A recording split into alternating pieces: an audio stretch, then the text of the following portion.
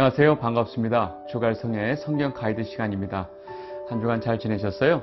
네, 오늘은 원래 어제 제가 이렇게 영상을 좀 올렸어야 되는데 시간이 좀 안 돼서 오늘 부득이 올리게 되는 것을 여러분들 양해 부탁드리겠습니다. 오늘 마침내 이제 사무엘상을 좀 공부하도록 하겠습니다. 사무엘상이 몇 번에 끝날지 모르겠지만 사무엘상, 사무엘하, 또 열왕기상 하는 자연스럽게 그 큰 이렇게 흘러가는 이야기가 쭉 연결되는 역사서인데요. 아마 여러분들이 역사서 중에서 가장 잘 아는 부분이 아닐까 싶습니다. 어떤 내용적으로 쭉 스토리가 가기도 하고 여러분들이 굉장히 익숙한 내용들이 많이 있어서 아마 재밌는 이야기들이 많이 진행이 될 것 같은데 그 많은 사건들을 제가 다 설명을 할 수는 없고요. 그 흘러가는 이야기 속에서 중요한 것들을 제가 좀 정리를 해가면서 좀 설명을 좀 하는 방식을 좀 하도록 하겠습니다. 사무엘상서부터 시작되는 내용은 우리 지난 시간에 사사기, 룻기는 이제 중간에 들어간 이야기니까요. 사사 시대 다음에 이제 사무엘상이 시작되는데 사사기의 마지막과 맞물려 있습니다. 그래서 이 맞물려 있는 이 시대를 우리가 잘 이해해야 됩니다. 그러니까 사사 시대의 그 영적 암흑기가 아직 끝나지 않은 상태로 사무엘상이 시작한다 이렇게 보시면 됩니다. 그래서 그 엄밀히 말하면 그 영적인 암흑기긴 하지만 사실은 정치 체계를 보면 하나님이 다스리는 신정 정치 체계를 가지고 있는데 이제 이스라엘이 본격적으로 왕에 의해서 정치 체계를 갖게 되는 하나의 큰 전환기다라고 보시면 되고요. 이 사무엘상에 나오는 굉장히 중요한 인물들이 나오는데 여러분들 알다시피 처음에 엘리 제사장이 나오죠. 근데 이 엘리 제사장을 누가 대체하냐면 사무엘이 대체하게 됩니다. 즉 하나님이 준비하신 아주 신실한 제사장 사무엘이 나오면서 거의 사사 시대가 마무리가 되죠. 그리고 이제 사무엘에 의해서 사울 왕이 세워지죠. 근데 이 사울 왕은 사람들의 요구에 의해서 세워진 왕이에요. 근데 이 사울 왕이 결국은 실패하죠. 그리고 다시 하나님께서 준비하신 신실하신 왕, 여러분들이 잘 아는 다윗 왕이 세워지게 되는. 그래서 엘리 제사장, 사무엘, 그 다음에 사울왕, 다윗 이렇게 네 명의 인물이 아주 본격적으로 나오게 되는 이야기라고 보시면 됩니다. 여러분 이 사무엘 어떤 탄생의 지금 사무엘상에는 사무엘 탄생의 배경까지 좀 설명을 하고 있는데 이게 왜 중요하냐면요. 여러분 지금 방금 말씀드렸지만 사사시대의 그 끝부분과 사무엘상이 맞물려 있어요. 그 얘기는 지금 현재 이스라엘의 영적 상태는 바로 이 사사시대의 모습을 그대로 가지고 있단 말이죠. 이것을 우리가 어떻게 할 수 있냐면 이 사무엘상 제일 첫 번째 시작하는 게 뭐냐면 에브라임 산지에 엘가나라 하는 사람이 있으니 라고 시작을 해요. 이 엘가나는 이 사무엘의 아버지인데 이 사사시대 즉 그 사사기의 맨 끝에 보면 그 미가라고 하는 엉터리 그 인물이 나오고 또 그 뒷부분에 그 레위인, 아주 타락한 레위인의 모습을 적나라하게 보여주고 있는 사건, 이 두 사건이 있는데 이 두 사건이 시작되는 첫 스타트를 보면 전부 다 에브라임 산지에 미가라는 자가 있으니 그 다음에 에브라임 산지에 한 레위 있는데 그가 첩이 있으니 하면서 에브라임 산지라고 하는 그 지역을 그대로 사용합니다. 그 얘기는 뭐냐면 이 사무엘의 아버지 엘가나를 설명할 때 에브라임 산지에 엘가나라는 사람이 있으니 라고 하는 표현은 지금 그대로 사사시대의 영적 상태가 그대로 진행되고 있다는 것을 그대로 우리 지금 성경이 말을 하고 있습니다. 그렇다는 얘기는 뭐냐면 지금 이 이스라엘의 영적 상태는 완전히 엉망이라는 거죠. 어떤 가능성도 볼 수 없는 상황이라는 거죠. 그때 이 영적인 암흑기를 깨기 위한 하나님의 개입이 들어갑니다. 여러분 사무엘이라고 하는 인물이 어떻게 태어나는지 그 배경이 왜 중요하냐면 이렇게 불가능한 이스라엘의 영적 상태를 하나님이 이제 마무리하시고 그 사무엘이란 인물을 이렇게 태어나게 하는 것은 온전히 하나님의 역사하심과 은혜로만 가능하다는 것을 성경이 있는 그대로 말을 하는 것입니다. 그래서 이 사무엘상 첫 번째 상황은 여전히 인간의 죄악과 타락으로 인해서 아주 불가능한 상태를 그대로 설명을 해주고 있습니다. 그래서 이 엘가나라고 하는 그 사무엘의 아버지의 등장이 나오고 바로 그가 아내 둘이 있는데 하나는 한나고 그 다음 브닌나라고 하는 두 여자가 있는데 브닌나는 자식이 있고 한나는 자식이 없더라 라고 시작을 하는 거죠. 여러분, 한나라고 하는 인물은 우리가 너무 잘 알죠. 왜요? 사무엘의 어머니니까. 근데 여러분, 한나라고 하는 그 이름을 또 자기 이름으로 쓰는 사람도 많을 정도로 이 한나라고 하는 사무엘의 어머니에 대한 이야기가 사람들한테 잘 알려져 있습니다. 그런데 중요한 건 이 한나가 첫 등장할 때 자식이 없더라 라고 나와요.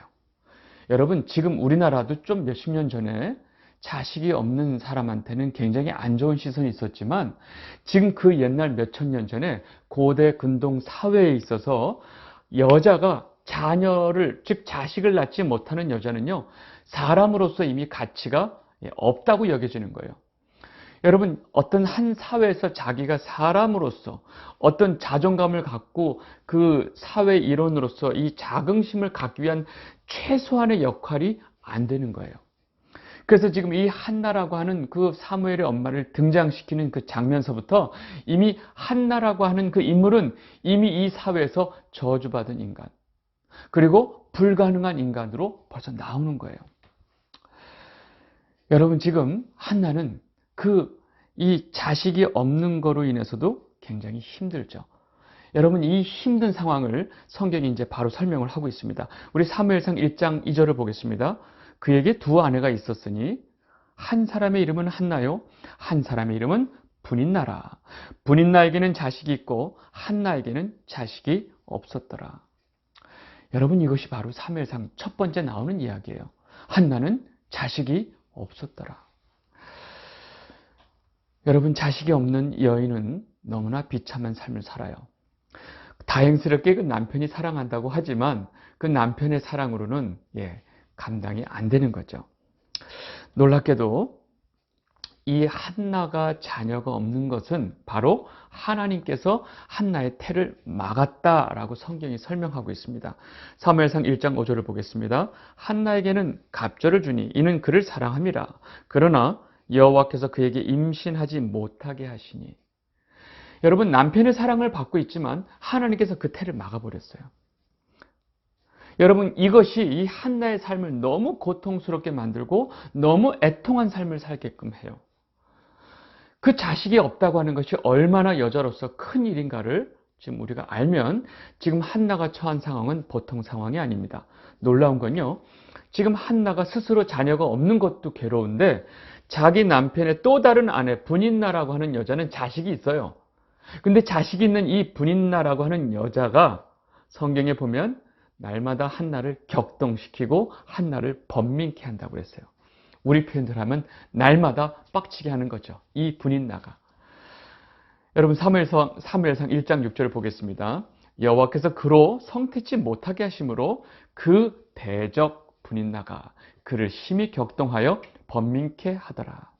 여러분, 성경에서 이 브닌나를 뭐로 설명하냐면 한나의 대적, 한나의 적수, 대적으로 브닌나를 설명을 합니다. 그렇다면 한 남자의 두 아내가 대적이라고 하는 것이 좀 이해가 안 되잖아요. 물론 여자로서 질투의 감정으로서는 대적이 될 수 있지만 그거 가지고 성경이 지금 이렇게 대적이란 말을 쓰진 않아요. 그러면 지금 브닌나라고 하는 인물을 한나의 대적으로 설명하고 있고, 브닌나가 이 끊임없이 한나를 격동시키고 있다고 하는 이 표현은 도대체 무슨 얘기를 하는 걸까요? 여러분, 한나는요, 하나님에 의해서 태가 막혔어요. 여러분, 이 여자에게 자식을 못 낳게 하는 것은 정말로 그 사회의 구성원으로서의 가장 기본적인 자존감을 갖지 못하게 하는 거예요.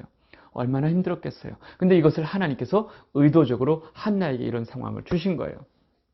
그리고 자기가 이 자식이 없어서 힘든 와중에 그의 대적이, 한나가 없는 이 자식이 없음을 이용해서 대적이 한나를 공격하는 상황이에요.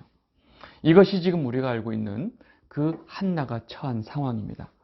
여러분, 놀라운 건 우리를 격동시키고 우리를 힘들게 하는 이 대적은 바로 우리 옆에 있다는 거예요. 바로 가까이 있다는 거예요. 그래서 우리가 이 사회 속에서 내가 내 자존감의 근거로 삼고 싶어하는 것을 하나님께서 막았는데 끊임없이 이 없는 걸 가지고 나를 공격하는 거예요. 여러분 충분히 우리가 이해할 수 있겠죠? 여러분 하나님의 백성은 다른 모든 사람들이 자신의 자존감의 근거로 삼는 것들을 하나님께서 일부러 막으실 때가 많이 있어요. 왜요? 우리의 자존감의 근거는 그렇게 세상 사람들이 갖고 있는 그걸로 인해서 생기는 게 아니니까. 우리의 자존감의 근거는 어디예요? 하나님이니까. 그래서 우리는 세상 사람들이 자신의 그 자존감의 근거를 삼고 싶어하는 돈, 자기 명예, 지위, 자식들이 아니고 오로지 하나님이 나의 자존감의 근거임을 알게 하시려고 오히려 그것을 쳐내신단 말이죠. 지금 한나가 그 상황이에요. 여러분 한나가 이런 고통 속에 있으면서 그 교회가 겪는 그 애통함, 교회가 갖고 있는 그 고통을 그대로 겪고 있는 거죠. 여러분 예수님 뭐라고 하셨죠? 애통하는 자는 복이 있나니 저희가 위로를 받을 것이며. 여러분 애통하는 자가 복이 있단 말을 여러분 기억하세요?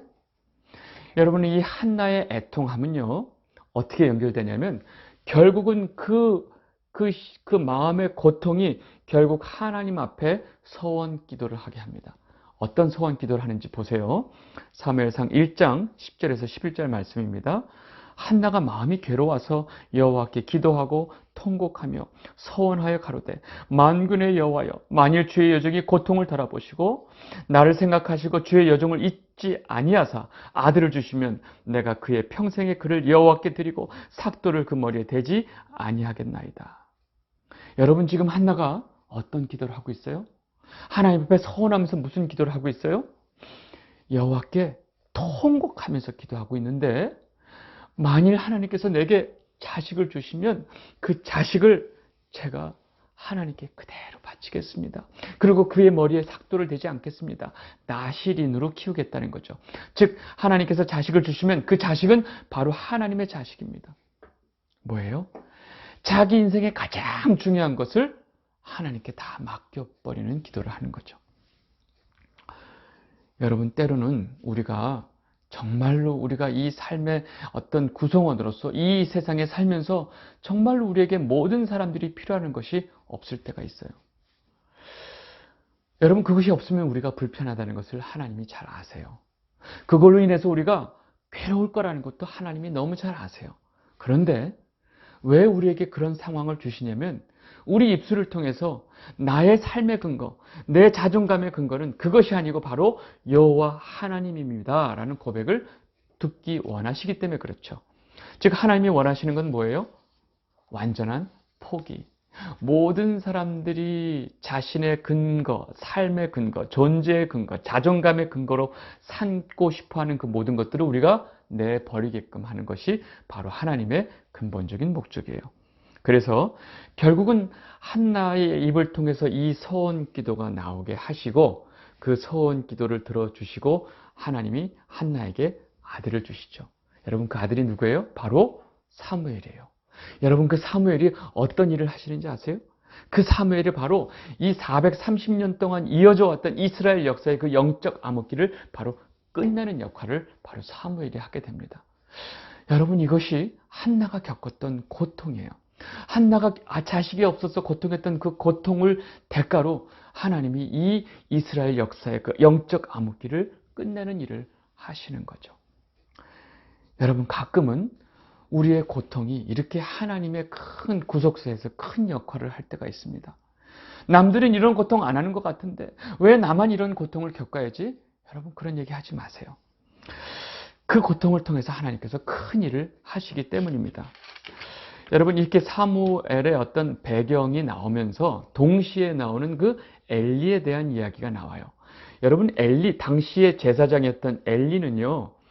이 사사시대의 그런 그대로 그 영적 암흑기를 연결해주는 역할을 하고 있고 그 분위기를 그대로 가지고 있는 마지막 사사였어요.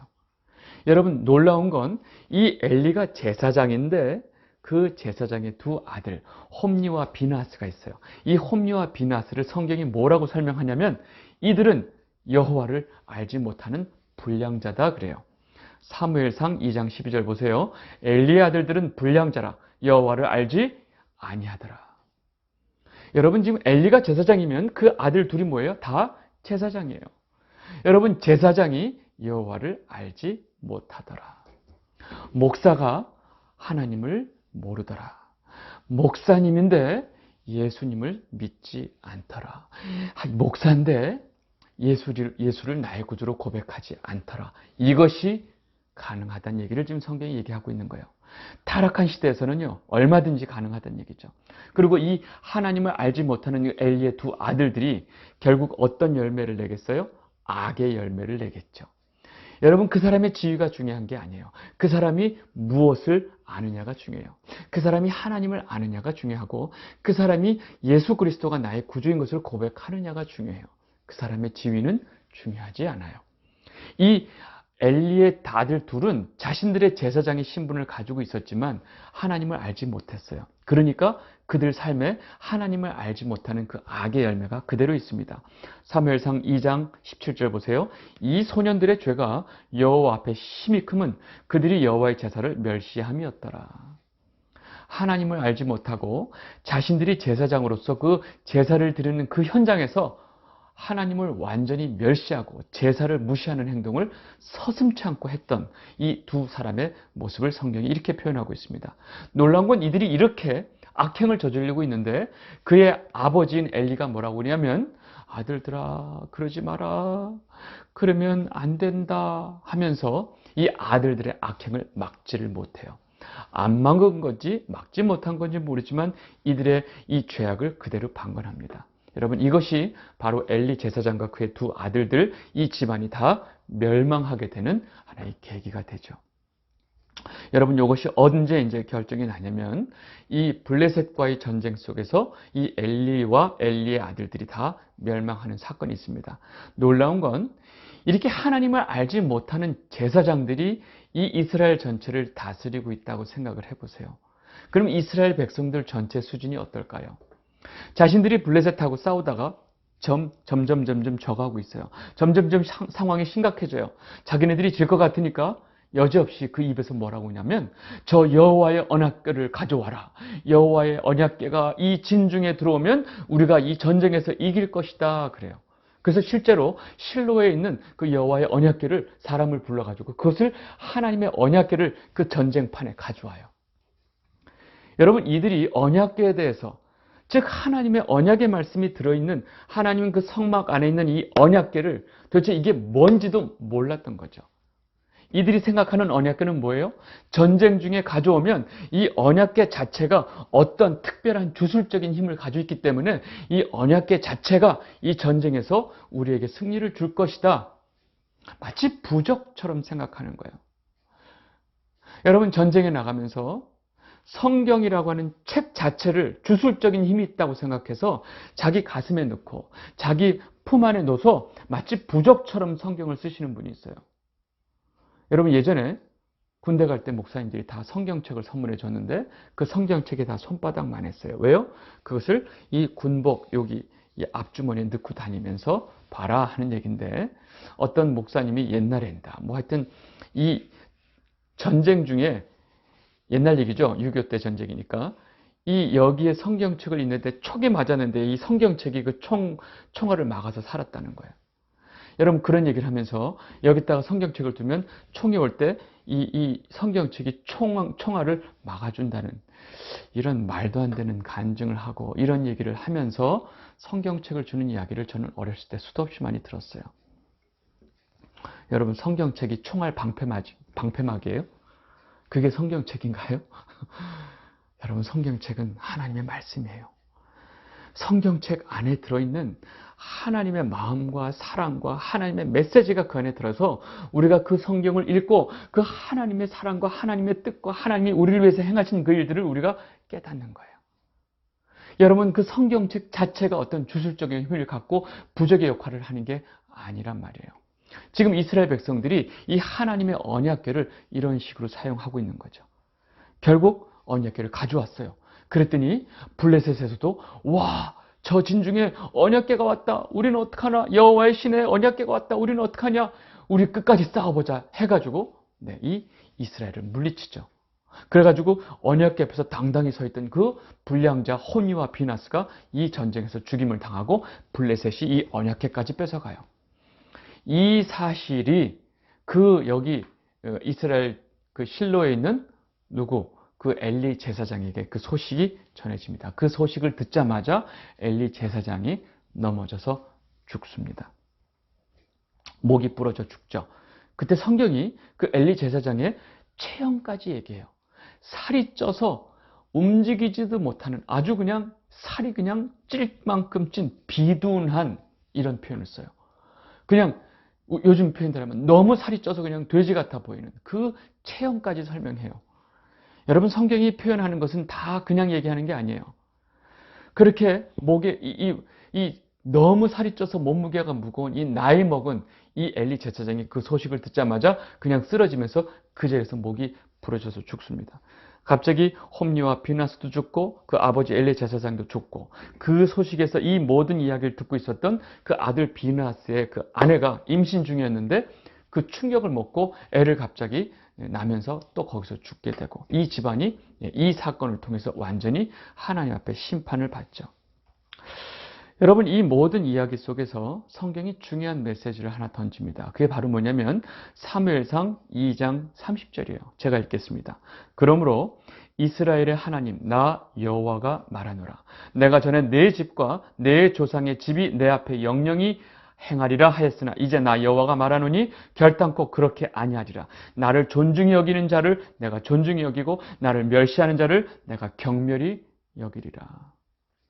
여러분, 이 메시지는 너희가 나를 경멸했기 때문에 내가 너희를 내가 경멸히 여길 것이다 라고 하시는 메시지가 들어가 있는 얘기예요. 이 메시지대로 엘리와 그의 모든 집안 자식들, 아들들 다 하나님께 심판을 받습니다. 여러분, 하나님을 존중히 여기는 거, 여러분 이걸 좀 더 정확하게 말하면 하나님을 존중히 여기는 건 하나님 너무 귀하시죠, 하나님 영광 돌립니다 하는 이런 얘기가 아니고요. 쉽게 생각하면 하나님과 여러분 중에 누가 중요한지 여러분들 스스로 우선순위를 정해보세요. 하나님이 중요하세요? 여러분이 중요하세요? 이걸 얘기하는 거예요. 여러분, 엘리는 여호와를 섬기는 제사장이었지만 자기 아들들이 더 중요했어요. 자기 먹고 사는 게 더 중요했어요. 그것을 성경이 뭐라고 하냐면 나를 멸시했다라고 얘기하는 거죠. 아시겠어요? 하나님을 존중한다는 의미를 여러분 아시겠죠? 여러분, 그 한나가 자신의 애통함을 가지고 와서 성전에 와서 기도할 때 그 엘리 제사장이 뭐라고 그래요? 너 좀 술 먹고 와서 좀 술 주정하냐? 그러는 거예요. 여러분, 그 애통함을 가지고 와서 하나님 앞에 그 애통함을 말 가지고 통곡을 하면서 하는 그 기도를 보지도 못하는 거예요. 왜요? 자신은 살이 찔 만큼 찌고 날마다 먹고 연락을 즐기고 자신의 육신을 위해서 사는 자기 때문에 자신의 아쉬움이 없기 때문에 그 애통하는 마음을 가지고 기도하는 모습도 알아보지 못하는 거예요. 여러분, 더 얘기할 건 없어요. 오늘은 여기까지 얘기해야 될 것 같은데 여러분, 중요한 게 뭔지 아실 것 같아요? 여러분 모두가 이 주갈성을 시청하는 여러분들 모두가 정말로 여호와를 존중히 여기시는 여러분이 되시기를 바랍니다.